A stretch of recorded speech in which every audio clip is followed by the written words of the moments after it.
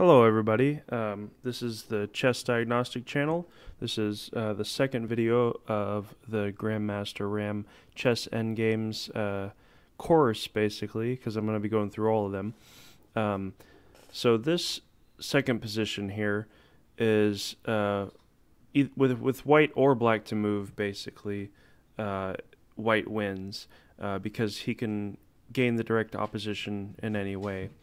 For example, if it's white to move, he'll simply move forward here to king to d6. And now against black, he has the direct opposition.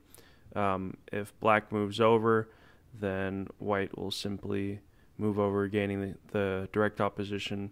And if black moves here or king to f8, then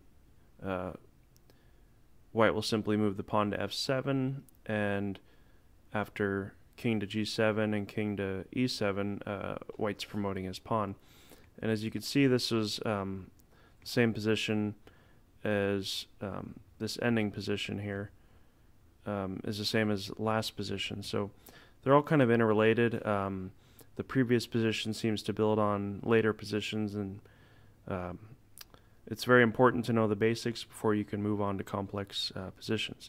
So basically in endgames, theoretical endgames, my opinion on it is that it's good to learn theoretical endgames simply because you learn, you intuit how the pieces move, which is very helpful in every stage of the game. So theoretical endgames, though, they're not necessarily going to make you the strongest player.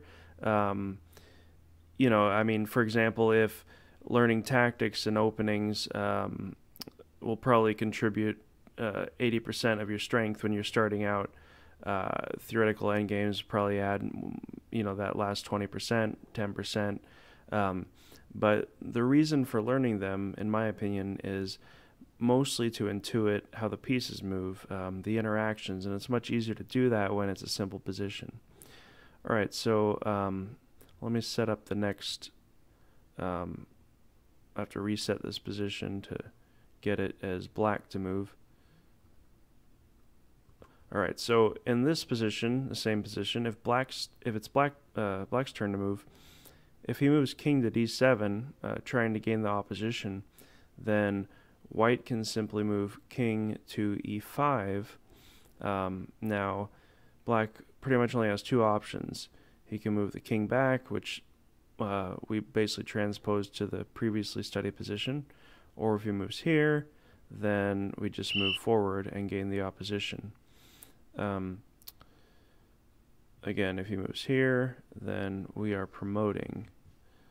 So in this theoretical position, it's important to understand the scheme of these positions, not necessarily the specific position. So if the pawn's on the 6th rank, then you basically want to prevent black from getting the direct opposition, since black can always gain the direct opposition if he is in front of your pawn. So for example, here I'll have to go back again.